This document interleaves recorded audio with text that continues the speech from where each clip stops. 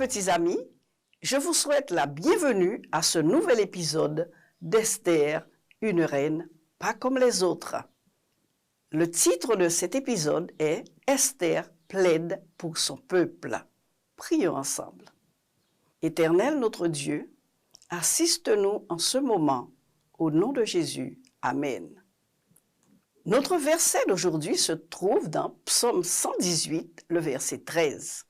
« Tu me poussais pour me faire tomber, mais l'Éternel m'a relevé. » Vous rappelez-vous, voici Aman.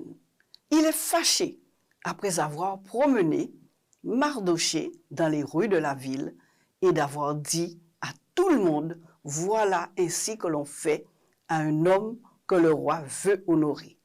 Aman est fâché. Il arrive chez lui, il est encore fâché, mais il n'a pas le temps de s'apitoyer sur sa colère, parce que les gardes sont déjà venus le chercher pour l'emmener au festin de la reine. Au festin, Aman est content, il rit, il a déjà oublié sa colère. Le repas est succulent et il passe un bon moment. À un moment du festin, le roi demande à Esther, « Que veux-tu, ma reine ?»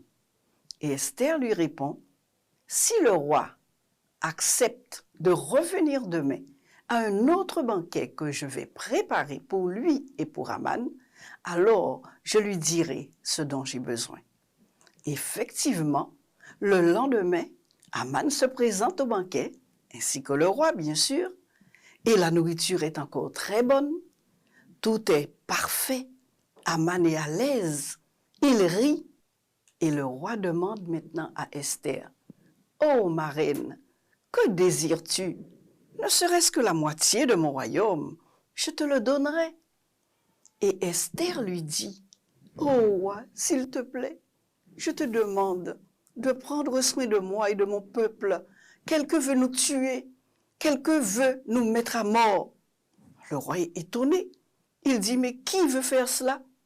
Qui? Dis-moi. » Et Esther pointe du doigt Aman et dit au roi, « C'est lui, le méchant, c'est Aman qui veut faire cela. » Le roi est étonné et surpris et il n'en croit pas ses yeux, il n'en croit pas ses oreilles.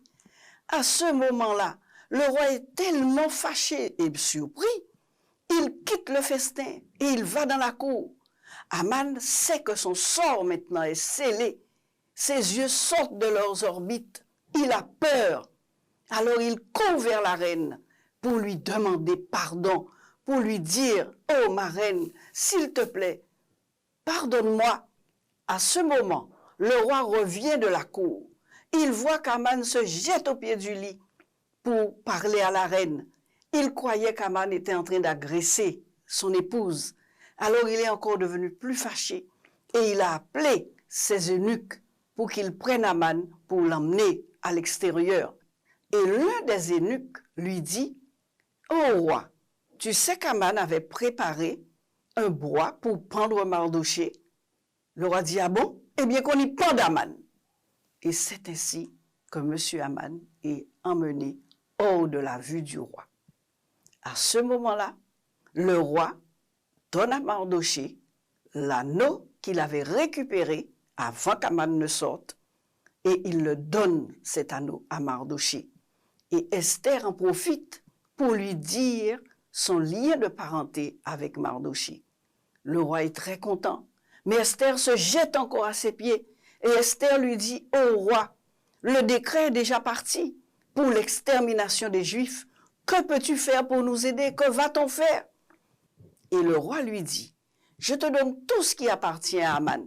Fais-en ce que tu veux. » Le roi maintenant lui dit, « Il faudra que Mardochée et toi, vous écriviez des lettres pour arrêter ce massacre. » Donc, Mardochée, avec les gardes du roi, les eunuques et les secrétaires, il prépare des lettres pour les 127 provinces du royaume, dans toutes les langues, pour que ce jour-là, les Juifs se défendent.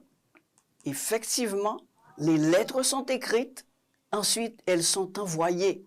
Et lorsque les Juifs entendent ce nouveau décret, qui leur donne la possibilité de se défendre, les Juifs sont contents, ils sont heureux, ils sautent de joie et ils ont même la possibilité, s'ils le veulent, de piller leurs ennemis. De sorte que les lettres sont envoyées et dans toutes les provinces, les Juifs sont prêts à se défendre. Et tous ceux qui entendent cela ont commencé à avoir peur parce qu'ils savent que les Juifs sont assez nombreux pour se défendre et se défendre correctement. Prions ensemble. Seigneur, merci de nous aider lorsque nous t'appelons à notre secours. Au nom de Jésus. Amen. Mes chers petits amis, notre Dieu est un Dieu formidable. Je vous remercie d'avoir suivi cet épisode et je vous invite au prochain épisode, le dernier, qui sera extraordinaire. Au revoir et à bientôt.